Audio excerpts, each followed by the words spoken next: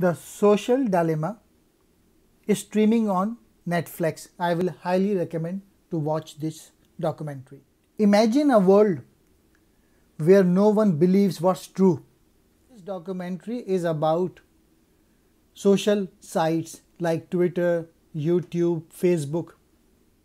The documentary posed the question whether democracy can survive the social networks, blurring of facts and fiction.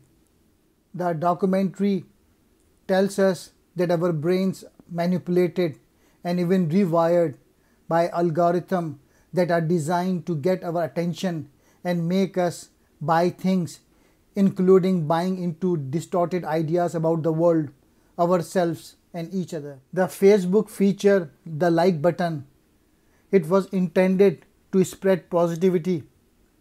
What could be wrong with letting your friends and their friends like something you have posted?